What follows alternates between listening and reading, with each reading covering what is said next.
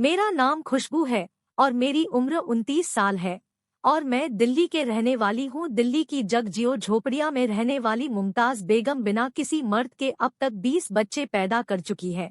जो भी इन बच्चों को गोद लेता है मालामाल हो जाता है, मगर हाँ, रतन के तौर पर मुमताज बेगम को आज तक किसी मर्द ने नहीं देखा। इसके पीछे का राज जानकर आपकी रूह कांप जाएगी। मेरे पास जिंदगी की हर शोहरत थी, पैसा, ऐश हो, इशरत, नाम, शोहरत, इज्जत, दुनिया की ऐसी कोई चीज नहीं थी जो मेरे पास नहीं थी, लेकिन वह चीज जिसके दम से दुनिया में रंग होते हैं, रौनक होती है, वह मेरे पास नहीं थी। मेरी कोई संतान नहीं थी। मेरी शादी को 8 साल हो चुके थे और अभी तक मेरी औलाद नहीं थी। मैंने अपने पति को बहुत बार कहा था आप मुझे छोड़ दूसरी शादी कर ले, लेकिन वह मुझे बहुत प्यार करते थे। वह कहते थे अगर किस्मत में लिखा होगा तो बच्चा तुमसे ही हो जाएगा तो तुमसे ही हो जाएगी, मगर मैं तुम्हें छोड़कर कहीं और शादी नहीं करूँगा। मैं अच्छी जॉब कर रही थी जबकि मेरे पति का अपना बिजनेस था। हम दोनों को पैसे की कोई कमी नहीं थी। मैंने अपने पति से कहा था कि किसी का बच्चा गोद ले लेते हैं, मगर वो इस पर भी राजी नहीं थे। उसमें इतना हौसला नहीं था कि वो किसी और के बच्चे को पालना, उन्हें अपनी बीबी से ही औलाद चाहिए थी। जब तक मेरी सास जिंदा थी तब तक वह अपने बेटे को मुझे छोड़ने और दूसरी शादी के लिए एक साथ ही रहती थी, लेकिन मेरे पति तब भी राजी नहीं थे और वह बेचारी पोती पोतों की हसरत दिल में लिए इस दुनिया से चली गई। मेरे ससुर जिंदा थे और उनके अलावा भी ससुराल में काफी रिश्तेदार थे, लेकिन कोई भी हमारी पर्सनल लाइफ में इंटरफेयर नहीं करता था। मेरे पति ने सबसे कह रखा था कि अगर मेरी पत्नी को किसी ने संतान न होने का ताना दिया तो मुझसे बड़ा खतरनाक कोई नहीं होगा। इसलिए मेरी जिंदगी ससुराल वालों की तरफ से ऐसी कोई परेशानी नहीं है और मैं दिल्ली से हूँ। मैं 4 भाइयों की इकलौती बहन हूँ। मेरे पापा का अपना बिजनेस है। मैं अपने मायके वालों की तरफ से भी मालदार थी। पहले भाइयों की शादी हुई और फिर मेरी। हालांकि मेरे भाइयों की एक ख्वाहिश थी कि वो सबसे पहले अपनी बहन के फर्ज को पूरा करें और फिर अपनी शादी करें, लेकिन मम्मी पापा को मेरी शादी की इतनी जल्दी नहीं थी, इसलिए हमने पहले भाइयों की शादी की। भाइयों की शादी के 4 साल बाद मेरी शादी हुई। जब तक मैं बुआ भी बन चुकी थी, मुझे भी शादी के बाद यही था कि 3-4 साल गुजरेंगे या 1-2 साल गुजरेंगे, मैं भी माँ बन जाऊंगी। लेकिन आज 8 साल गुजर जाने के बाद भी मैं मां नहीं बन सकी। मेरे भाई ने अपनी बेटी मुझे गोद देने की बात कही थी, लेकिन मेरे पति नहीं माने। मैंने उनसे कहा कि अगर मेरे भाई से नहीं लेना चाहते तो तुम अपने किसी भाई या बहन से गोद ले लो, हमारे आंगन में रौनक आ जाएगी, लेकिन वह इस पर भी राजी नहीं थे। मैं दुनिया के अच्छे से अच्छे डॉक्टर के पास जा चुकी थी, मगर सब कुछ ठीक था, बस किस्मत की बात थी। और फिर मेरी किस्मत में यूं एकदम पलट गई कि मैं हैरान रह गई। ऐसा भी होता है। हुआ कुछ यूं, उसे दिन में दिल्ली के गरीब इलाकों में जाकर रिपोर्ट तैयार कर रही थी। हमारा काम गरीब इलाकों में जाकर रिपोर्ट्स तैयार करना होता था। मैं अपने साथियों के साथ वहां गई हुई थी जहां झुग्गियां बनी हुई थी। वहां ज्यादातर भिखारी लोग ही रहते थे जो 2 वक्त की रोटी को तरसते थे। यहाँ पर जोगी में जाकर उन औरतें से बात करने लगी। एक जोगी की तरफ जाने लगी तो अचानक एक औरत कहने लगी, बहन जी, इस झोपड़ी के अंदर बिना इजाजत के मत जाना। मैंने हैरानी से एकदम पूछा, इजाजत? कहने ने लगी, हाँ जी, इस झोपड़ी में एक औरत रहती है, उसका नाम मुमताज बेगम है, उसको आज तक किसी मर्द ने नहीं देखा। मैं थोड़ा हैरान हुई कि भला झोपड़ी में रहने वाली औरतें भी इस तरह से रहती है। मैंने उससे कहा कि ठीक है, मैं अकेली अंदर चली जाती हूँ। मैं उस औरत के साथ अंदर चली गई। वह झोपड़ी अंदर से बहुत साफ सुथरी थी। एक औरत चटाई पर बैठी हुई थी, वह बहुत ज्यादा सुंदर थी। उसकी उम्र शायद मुझसे 1-2 साल ही छोटी होगी। उसे औरत ने कहा कि मुमताज बेगम तुमसे एक औरत मिलने के लिए आई है। वो आंखें बंद करके बोली, क्या उस औरत को भी संतान नहीं है? मैं डर गई कि उसको कैसे पता चला कि मेरे पास कोई संतान नहीं है। वो औरत कहने लगी कि अरे नहीं, यह तो गवर्नमेंट की तरफ से आई है। कुछ सवाल पूछने मुमताज बेगम नाम की उसे औरत ने हमें हाथ के इशारे से जाने को कहा कि अभी बात नहीं कर सकती। मैं उसे औरत के साथ बाहर आ गई और पूछा कि यह क्या पढ़ रही थी, क्या करती है यह? तो वह कहने लगी कि जिनकी कोई संतान नहीं होती है उसके लिए दुआ करती है और यह उन्हें संतान देकर मालामाल कर देती है। बड़ी ही कमाल की औरत है। मैं यह सुनकर चौंक गई, इसलिए शायद वो औरत मुझे देखते ही पहचान गई थी। इसीलिए मैंने बहुत एक्साइटमेंट से पूछा कि वह कोई मंत्र का जाप करके उसे प्रेग्नेंट करती है। तो उसने कहा नहीं नहीं, वो उस औरत की जगह खुद बच्चा पैदा करती है और उसको दे देती है। मैं यह सुनकर बहुत ज्यादा हैरान रह गई कि क्या कहा कि वह भी औलाद औरत से हिस्से की जगह खुद बच्चा पैदा करती है और उसे दे देती है।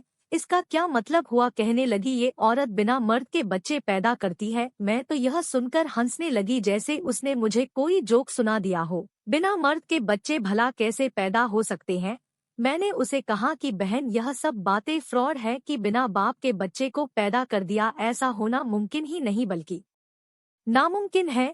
औरत कानों को हाथ लगा लेकर कहने लगी, दीदी मुमताज बेगम को फ्रॉड तो मत कहो, अब तक बिना बाप के 20 बच्चे पैदा कर चुकी है और जो भी उन बच्चों को गोद लेता है मालामाल हो जाता है। खुशकिस्मत बच्चे पैदा करती है। मैंने कहा, मुझे भी संतान नहीं हो रही पिछले 8 साल से, क्या तुम्हारी मुमताज बेगम मेरे लिए बिना बाप का बच्चा पैदा कर देगी? तो कहने लगी, क्यों नहीं, आप मुमताज बेगम से बात कर लो, वो आपका मसला चुटकियों में हल कर देगी। मैंने सोचा इस मुमताज बेगम को तो मैं देख लूंगी, फिलहाल जो काम करने आई हूँ वह तो कर लूँ। मैंने कहा, फिर किसी दिन आऊंगी तुम्हारी मुमताज बेगम के पास, फिलहाल मुझे कुछ जरूरी काम है।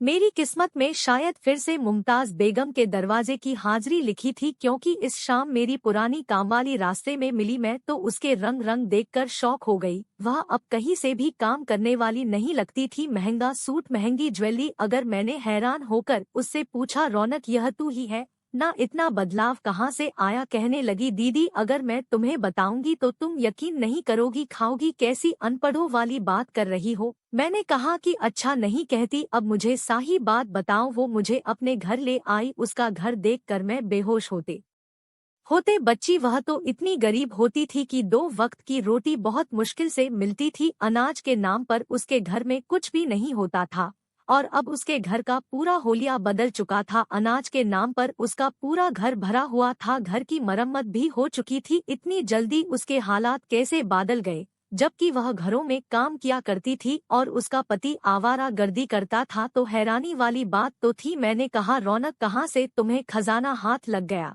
वह अंदर गई और एक खूबसूरत सा बच्चा अपनी गोद में उठा बाहर आई। कहने लगी, दीदी यह सब इस बच्चे की बदौलत मिला है। मैंने जब से इस बच्चे को गोद लिया है हम तो मालामाल हो गए हैं।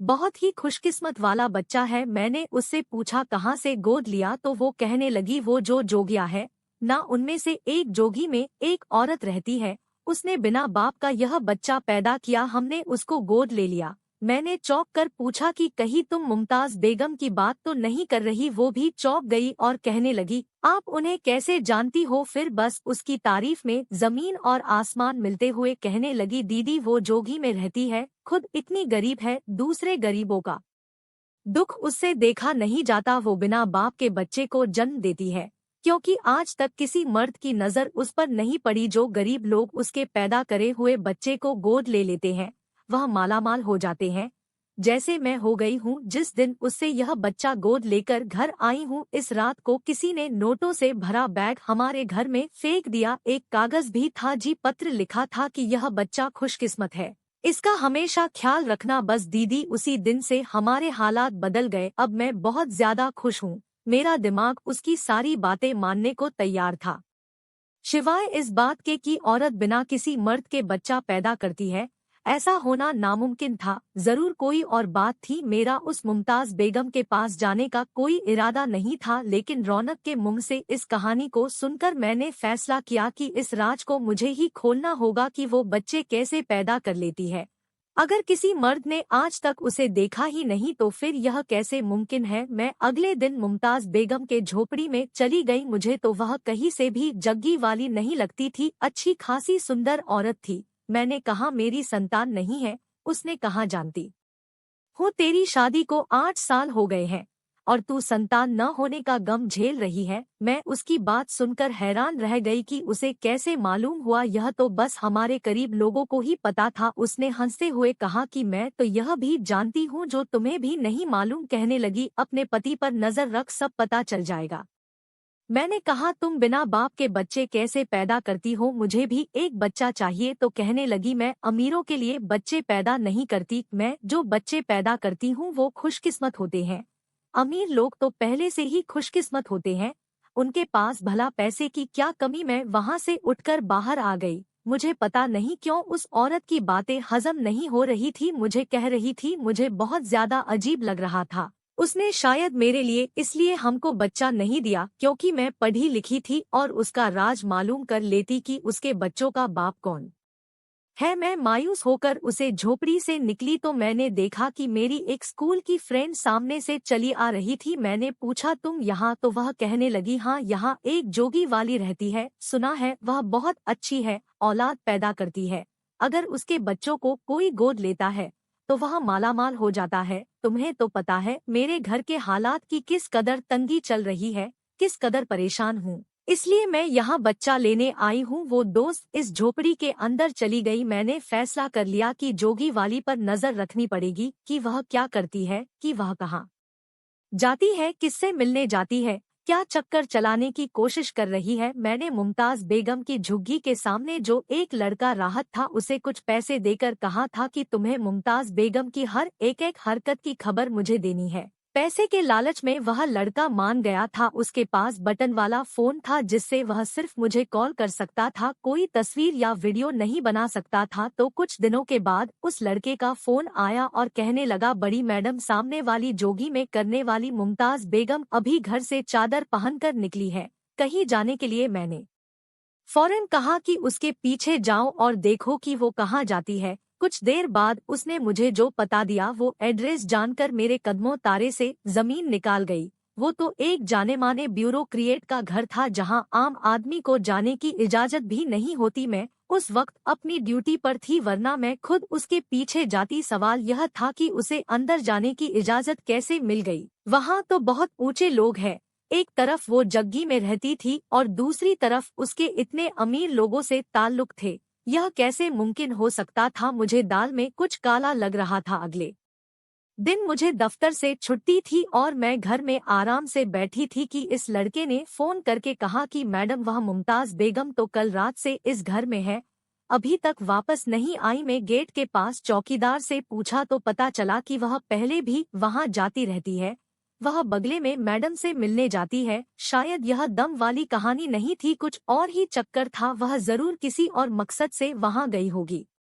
मैं गाड़ी लेकर उस लड़के के बताए हुए एड्रेस पर पहुंच गई। गाड़ी से मैं थोड़ी दूरी पर खड़ी हुई थी। मेरे अंदाज के मुताबिक मुमताज बेगम को अब तक बाहर आ जाना चाहिए था। 1 घंटे के इंतजार के बाद वो बाहर निकलते दिखाई दी और काफी आगे आकर एक रिक्शा में बैठ गई। मैंने अपनी गाड़ी उसके पीछे लगा ली। ड्राइविंग के दौरान मैंने अपने दोस्त को पूछा कि तुम इस जग्गी वाली के पास गई थी, उसने तुम्हें क्या जवाब दिया? वह कहने लगी उसने कहा था कि कुछ दिनों बाद मुझे बुलाएगी। मैंने फोन रख दिया। मेरी गाड़ी मुसलसल मुमताज बेगम के रिक्शे के पीछे थी, शायद वह वापस अपनी झोपड़ी में जा रही थी। मैं उसके पीछे ही थी कि अचानक मेरी नजर एक कार पर पड़ी। मैं उसे देखकर चौंक गई, वह तो मेरे पति की कार थी। मैं इसीलिए हैरान हुई थी क्योंकि मेरा पति तो 1 हफ्ते से घर पर ही नहीं था, यहाँ क्या कर रहा था? मैंने उसे फोन करके पूछा कि कहाँ हो, तो वह कहने लगा मैं तो शहर से बाहर हूँ, कुछ दिनों के बाद घर आ जाऊंगा। मैंने सोचा मेरा पति झूठ क्यों बोल रहा है।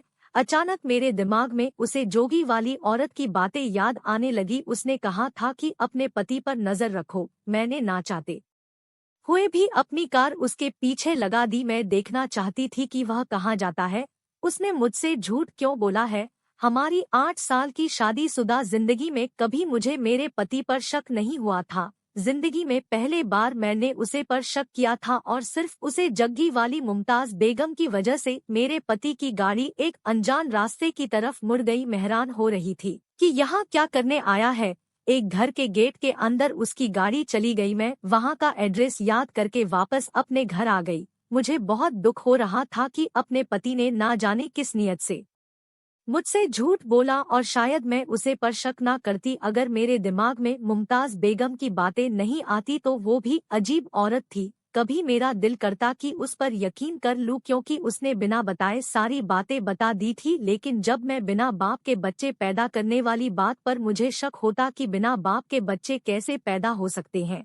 लेकिन मैं उसका पता इसीलिए चलवा रही थी ताकि मैं सच और झूठ का पता लगा सकूं, और मेरा इरादा भी बन रहा था कि मैं उससे बच्चे के लिए कहूं। 4-5 दिन बाद मैंने अपनी दोस्त को फोन किया और पूछा कि क्या कर रही हो। उसने बच्चा गोद ले लिया तो वह कहने लगी कि मुमताज बेगम कह रही थी कि पूरे 4 महीने बाद उसके घर बच्चा पैदा होगा तो मैं उसे गोद ले सकती हूँ। मैंने सोचा क्या वह प्रेग्नेंट हो गई है, मगर कैसे? मेरी जानकारी के मुताबिक उसकी तो शादी भी नहीं हुई थी और ना ही वह किसी जरूरत के बिना होगी। हम बाहर निकलते हैं तो वो बिना मर्द के बच्चे कैसे पैदा कर सकती है?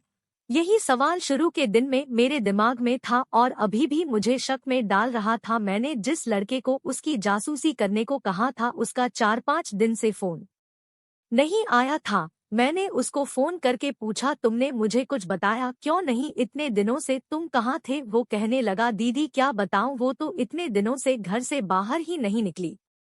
मैंने उससे कहा कि बस तुम पता करो क्या उसका कोई पति है, और अगर पति नहीं है तो क्या उसका किसी और मर्द से कोई ताल्लुक है? बस तुम्हें मुझे यह सब कुछ पता करके बताना है। उसने कहा, ठीक है दीदी, मैं आपको यह पता करके बता दूंगा, कुछ दिन दे दे मुझे इस काम से फ्री होने के बाद। मैंने सोचा कि अब अपने पति का भी हिसाब किताब कर लिया जाए।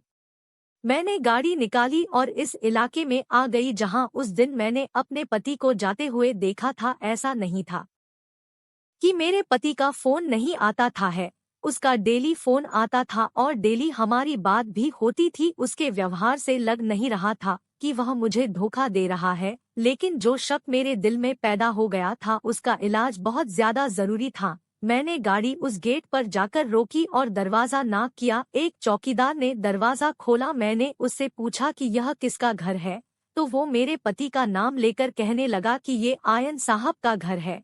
मैंने कहा मैं उनकी दोस्त की वाइफ हूँ, तो उसने मुझे अंदर जाने दिया। मैं कुछ समझ चुकी थी कि अंदर क्या देखने को मिलेगा।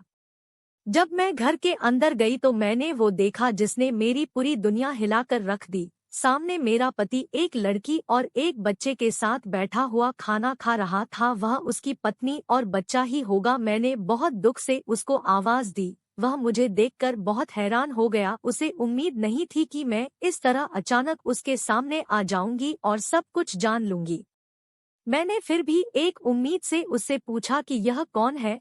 वो शर्मिंदगी से बोला कि मेरी पत्नी है, मैंने इसे 6 साल पहले शादी कर ली थी। मैं जल्दी से भागकर घर आ गई, मुझे बहुत ज्यादा तकलीफ हो रही थी। उसने मुझे यूं धोखा नहीं देना चाहिए था, बताकर शादी कर लेते, ऐसे तो नहीं करते। मैं पूरी रात रोती रही, ना मुझे दिन का होश था ना रात का। मैं सुबह जॉब पर भी नहीं गई। मुझे इस बात से हैरानी हो रही थी कि वह 6 साल से शादीशुदा थे और 6 साल से मुझे धोखा दे रहे थे। मुझे कुछ पता ही नहीं था, और जो राज मुझे पता नहीं था वह योगी झोपड़ी वाली मुमताज बेगम को कैसे पता था। मैंने सोचा कि मैं उससे जाकर पूछती हूँ। मैंने जल्दी से गाड़ी निकाली और उसके इलाके में दोपहर 12 बजे पहुँच गई। मैं अभी उसके योगी से थोड़ी दूर ही थी जब मैंने उसे घर से बाहर निकलते हुए देखा। वह पूरे तरीके से ढकी हुई थी, तो वह कहीं जा रही थी। मैंने इधर उधर देखा कि वह लड़का कहाँ है जिसे मैंने उसकी जासूसी करने के लिए भेजो था, लेकिन वो कहीं नजर नहीं आया। तो फिर मुझे ही उसके पीछे जाना पड़ा कि आज मैं इसका राज जानकर ही रहूंगी। वो चलते हुए वहां से सड़क पर आ गई और एक रिक्शा में आकर बैठ गई। मैंने भी अपनी गाड़ी फौरन उसकी रिक्शा के पीछे लगा दी। मुझे उस लड़के की लापरवाही पर बहुत ज्यादा गुस्सा आ रहा था। पता नहीं कहाँ था, और आज अगर बाई चांस में यहाँ नहीं आई होती तो पता ही नहीं चलता। 1 घंटे के बाद रिक्शा एक बहुत बड़े महल जैसे घर के पास रुका। जितना हैरान होती उतना ही कम था। इससे पहले भी वो इस जैसे घर में जा चुकी थी। पता नहीं वह इन बड़े लोगों के घर में क्या करती थी, इन लोगों से इसका क्या रिश्ता था। वो अंदर चली गई। 10 मिनट बाद मैं भी अपनी गाड़ी से उतार कर अंदर जाने लगी तो चौकीदार ने रोक लिया। मैंने उनसे कहा कि यह जो मैडम अंदर गई है, मैं इन्हीं के साथ हूँ, हम दोनों और साथ में ही आए थे। मैं कुछ लेने के लिए रुक गई थी, इसलिए देर हो गई। चौकीदार ने यह सुनकर मुझे अंदर जाने दिया। मैं अंदर गई तो मेरे होश उड़ गए। ऐसा घर तो मैंने अपनी पूरी जिंदगी में कभी भी नहीं देखा था। मुझे एक रूम में बातें करने की आवाज आई। मैं चोरी छुपी इधर उधर देखते हुई आगे बढ़ी। इतने बड़े घर में शुक्र है कोई नहीं था, वरना अगर कोई मुझे देख लेता तो मेरी बहुत ज्यादा इंसल्ट होती। मैंने अंदर झाँका तो एक 22-23 साल की जवान लड़की नजर आई जो कि मुमताज से बातें करने में बिजी थी। उस लड़की के बढ़े हुए पेट को देखकर यह पता चल रहा था कि वह गर्भवती है। मुझे कुछ भी समझ में नहीं आ रहा था कि बात क्या है। मैंने उनकी बातें सुनने की कोशिश की तो जो कुछ मैंने सुना मुझे अपने कानों पर यकीन नहीं आया। मैंने जल्दी से मोबाइल निकालकर उनकी बातें रिकॉर्ड करनी शुरू कर दी। मैं चुपचाप वहां से पीछे से ही वापस आ गई। मेरा शक सही निकाला था। मामला इतना नहीं था जितना समझ आ रहा था। मैं अपने घर आई तो इस लड़के की कॉल आई तो वह जोर से कहने लगा कि मैडम, मैंने उस औरत की सारी खबर निकाल ली है, आप सुनेंगे तो दंग रह जाएगी। उस लड़के ने जो मुझे बात बताई उसे सुनकर तो मैं बहुत ज्यादा हैरान हो गई। ऐसी बातें जिनको सुनकर मैं परेशान हो गई। अब मैं और सब्र नहीं कर सकती थी और नहीं और लोगों को बेवकूफ बनते हुए देख सकती थी। मैंने उस लड़के से कहा कि तुम यह बात किसी को नहीं बताओगे। मैं शाम को उसकी झोपड़ी में गई, वो रोज की तरह वहीं बैठी थी। मैंने जाते ही उससे कहा कि तुम्हें शर्म आनी चाहिए, पाप और नीच औरत का ढोंग रचते हुए मैंने तुम्हारे बारे में सब कुछ पता कर लिया है कि तुम क्या करती फिर रही हो। तुम मासूम और गरीब लोगों को बड़े और अमीर लोगों की संतान देकर कहती हो वह संतान तुमने पैदा की है, वह भी बिना बाप के। मेरे मुंह से इतना सुनने के बाद वह डर गई और कहने लगी, तुम्हें कैसे पता चला इस सब के बारे में? मैंने कहा बेहतर होगा कि तुम खुद ही अपनी कहानी सुनानी शुरू करो। मुमताज बेगम ने अपनी कहानी सुनानी शुरू की और वो बोली कि मैंने एक यतीम खाने में आँख खोली थी। मैं भी उन्हें बच्चों में से थी जिनके माँ बाप उन्हें कहीं भी छोड़ कर आ जाते हैं और कोई नेक इंसान उन्हें उठाकर यतीम खाने में भेज देता है। मेरी भी कुछ ऐसी ही कहानी थी। पता नहीं कौन थे मेरे माँ बाप जिन्होंने मुझे पैदा करते ही फेंक दिया था।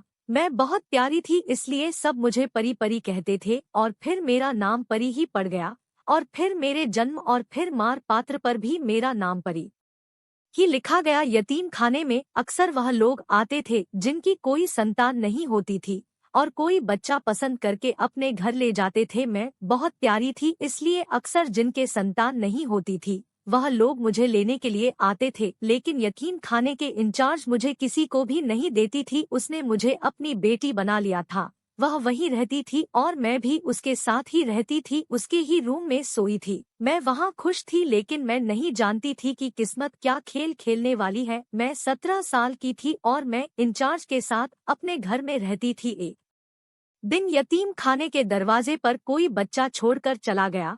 मैंने देखा तो मैं उसे घर लेकर आ गई। उसमें एक स्लिप भी लिखी हुई थी कि मैं इस बच्चे को अपने साथ घर में नहीं रख सकती, आप लोग इसे पालिए। यकीनन वो बच्चा किसी गुनाह की निशानी था जो वह लड़की छोड़कर चली गई थी। इंचार्ज को पता चला तो उसने प्लान बनाया। सेठ अमीर घराने के लोग हैं जो बहुत ही ज्यादा अमीर थे, उनके घर पर कोई भी संतान नहीं थी। यतीम खाने के इंचार्ज ने कहा कि मेरा निवासा है मेरी बेटी का बेटा। मैंने अपनी बेटी की शादी बहुत कम उम्र में कर दी थी इसलिए ऐसी है उन्होंने मेरे उसे बच्चे देना शुरू कर दिए जो उन्हें बदले में बहुत बड़ी रकम देते थे। मैं सब समझ रही थी लेकिन कुछ कर नहीं सकती थी। मैं जब 21 साल की हुई तो घर से भागकर एक योगी वाले के साथ शादी कर ली। मैंने जब अपने पहले बच्चे को जन्म दिया तो मेरे दिमाग में आया कि मैं भी क्यों ना अपना कारोबार शुरू करूं। मैं जानती थी ये बड़े लोगों के बच्चे बहुत बिगड़े हुए होते हैं, अक्सर गलत संगत में पड़ जाते हैं, अपने गुनाह की निशानी से पीछा छुड़ाने की खातिर फिर ये कुछ भी करने के लिए तैयार होते हैं। दूसरी तरफ कुछ बिना औलाद लोगों का भी भला हो जाता है। मेरा प्लान सुनकर मेरा पति मुझे छोड़कर चला गया, उसने मुझे तलाक दे दी। कहने लगा मैं गरीब जरूर हूँ लेकिन इज्जत से रहना पसंद करता हूँ, मैं कोई गलत काम नहीं कर सकता। मैं अमीर लोगों का गुनाह छुपाने की खातिर उनसे 2 करोड़ रुपए ले लेती थी। फिर मैं सबको यह कस देती कि मैंने बिना बाप के बच्चा पैदा किया है, जो गोद लेंगे मालामाल हो जाएंगे। लालच में गरीब लोग ले जाते थे। मैं 20 लाख रुपए उनके घर पर फेंक देती थी और वह लोग समझते थे कि बच्चा बहुत ज्यादा खुशकिस्मत है। इस तरह उन अमीर लड़कियों को भी कोई एतराज नहीं होता बल्कि उन्हें तसल्ली रहती कि उनका बच्चा अच्छे खानदान में और सही परवरिश हो रही है। मैं जिस लड़की के घर गई थी वो भी अपना बच्चा देना चाहती है, क्योंकि उससे गलती हो गई थी। उसे लड़के ने भी मुझे यही बताया था कि मुमताज बेगम की पहले शादी हुई थी और फिर तलाक हो गई थी। मुमताज प्लानिंग के साथ गरीब लोगों को बेवकूफ बना रही थी। मैंने अपनी आखिरी उलझन पूछी कि यह बताओ कि मेरे पति के बारे में तुम्हें कैसे मालूम हुआ, तो वह कहने लगी कि जिससे मुझे खतरा हो मैं उसके बारे में पहले ही जानकारी निकलवा लेती हूँ। तुम्हारे बारे में मालूम किया तो पता चला कि तुम्हारा पति पहले ही शादी कर चुका है। मैंने पुलिस को फोन किया और पुलिस को वहीं बुलाकर मुमताज बेगम को पुलिस के हवाले करवा दिया। अपने पति को माफ कर दिया, क्योंकि मैं अब इतने साल गुजार कर उसको छोड़ नहीं सकती थी। मेरी नेक और अच्छी नियत का फल मुझे यूं मिला कि मेरी सौतन ने अपना दूसरा बच्चा मेरी गोद में डाल दिया। तो भाइयों और बहनों, आपको अगर मेरी कहानी अच्छी लगी हो तो लाइक, सब्सक्राइब और फॉलो जरूर कर लीजिए। अपना बहुमूल्य समय देने के लिए शुक्रिया।